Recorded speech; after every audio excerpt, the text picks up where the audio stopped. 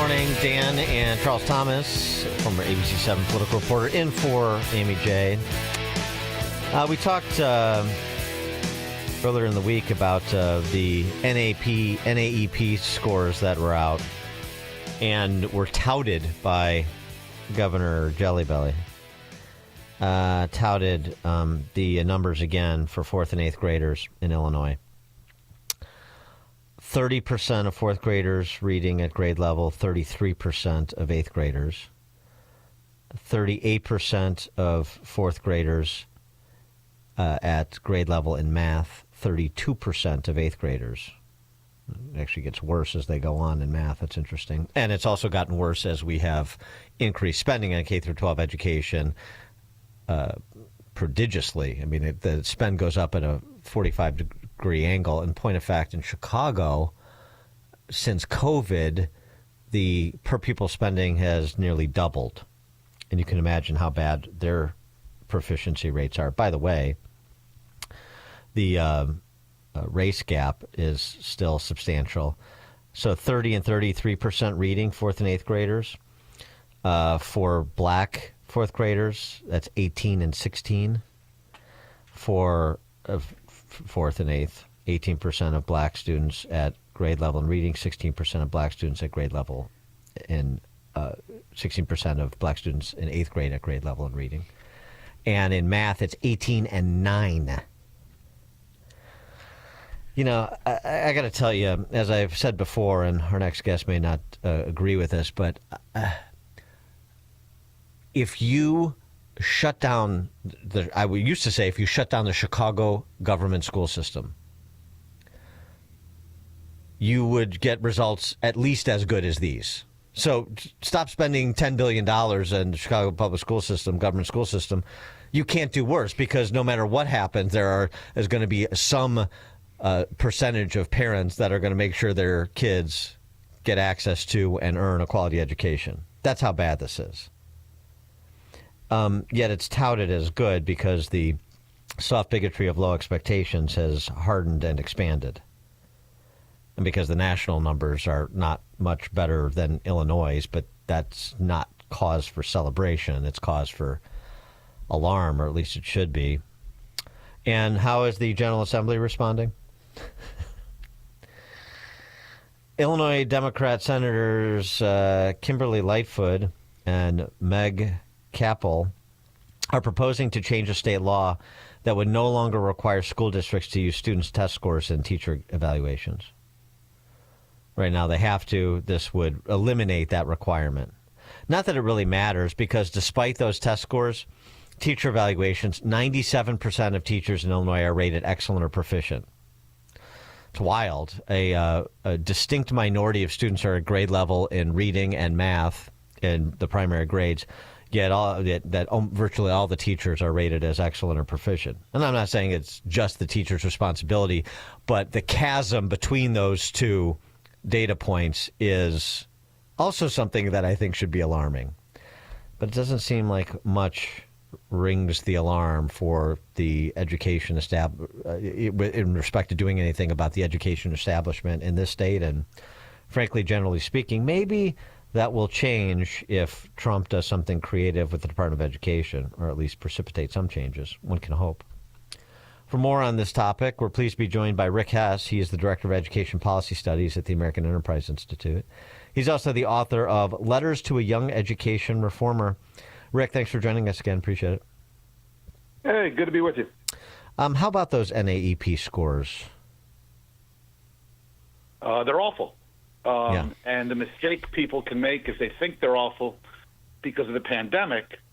What folks need to understand is the scores have been going down for more than a half decade before the pandemic. So what we've seen nationally is more than a decade, 12, 13 straight years of declines and stagnation in how our kids are doing.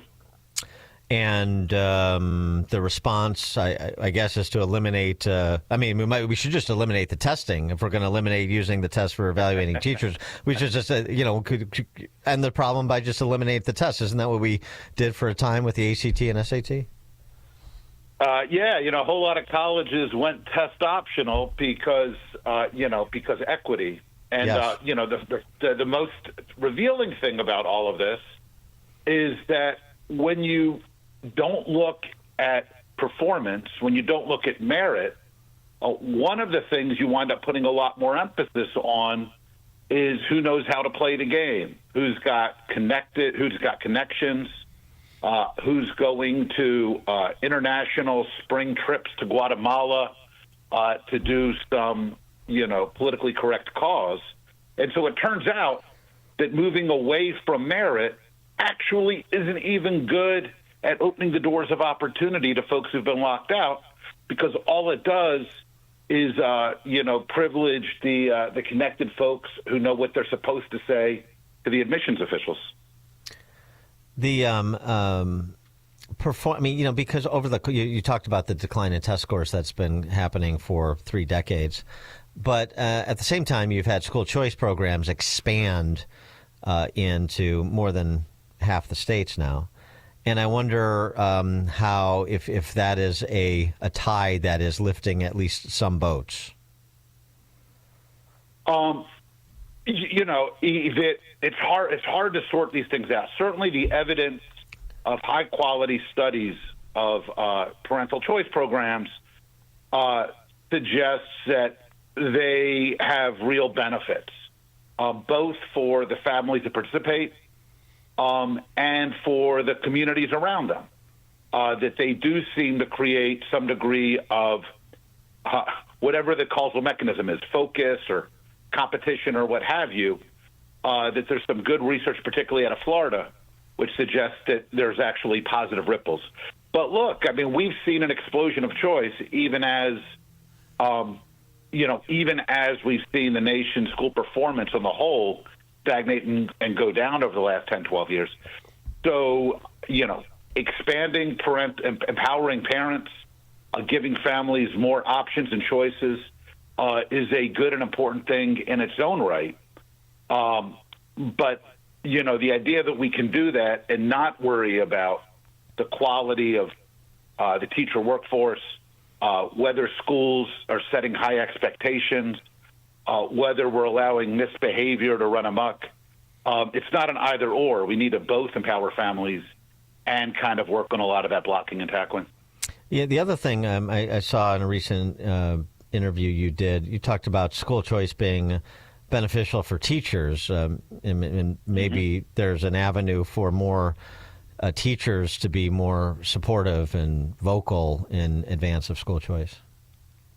Yeah, right. We all get why the unions hate school choice. They like to set up where they get to elect the school board and then negotiate their contract. Yeah, who wouldn't? We've seen this play out in Chicago. We get that. It's about power. It's about power politics. But look, if you're a teacher, a very long time ago, I started out in this business as a high school social studies teacher.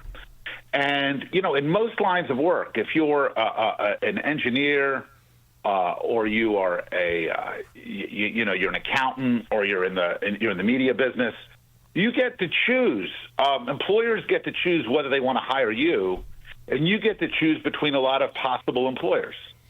And that means employers have to try to make themselves attractive to employees. It means employees get to find the right organizational culture that's a good fit. That's not the case in schooling. If you want to be a teacher in Chicago or in Champaign, Illinois, and you live in that community, that's pretty much your choice, unless you want to go to a charter or private school. That is hugely problematic. The number of teachers who feel frustrated, stifled, shut down, put upon, who don't like the policies, that they can't give homework, or that students aren't disciplined for misbehavior, drives teachers crazy, but they often feel like they have nowhere they can go if they want to keep doing their job. So one of the things that we need to do a much better job, I think, of explaining, and I've been arguing this for decades, when it comes to choice, is we're not only empowering parents and students to find the right school, we're also empowering educators to find the school where they can do their best work. Mm-hmm.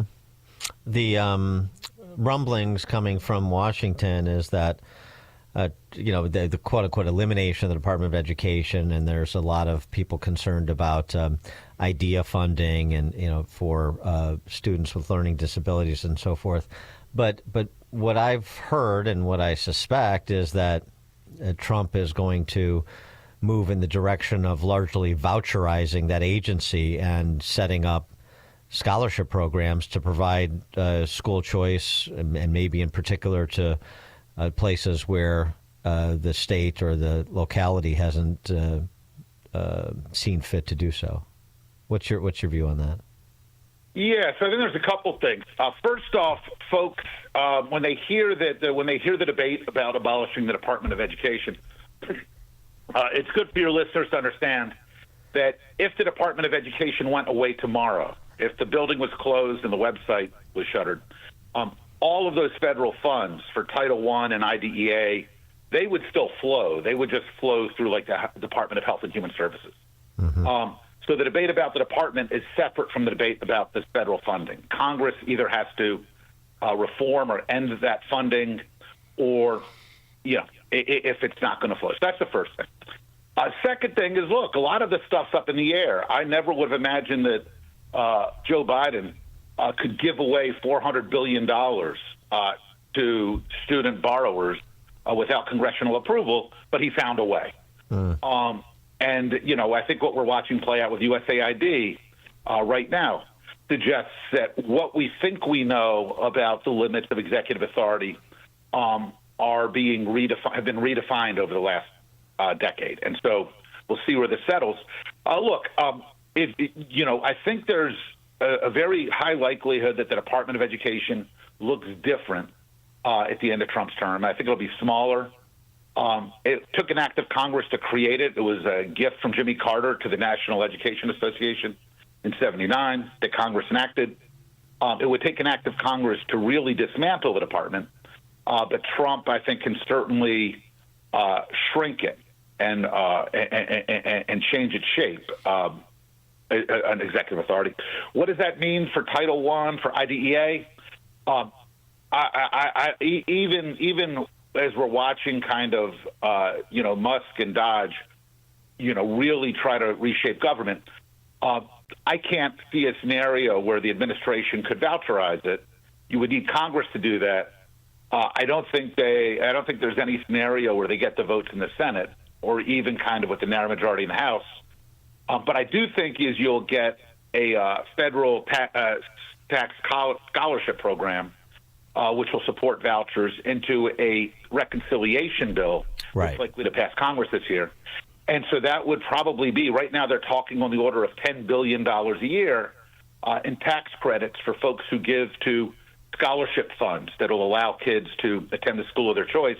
And that would be a huge step forward in terms of empowering families. Right, because that could be something that that brings choice to places where choice is not currently available, like, say, Illinois. Correct. Rick Hess is the Director of Education Policy Studies at the American Enterprise Institute. He's the author of Letters to a Young Education Reformer as well. Rick, thanks for joining us again. Appreciate it. Hey, my pleasure. Good to be with you. And he joined us on the Turnkey.Pro answer line. Connect with Dan and Amy using the AM 560 mobile app. Download it today at 560theanswer.com/mobile. Are you an administrator, staff member, or parent volunteer at a private school? Would you like to grow your current enrollment and welcome new families to your school? If so, we want to tell you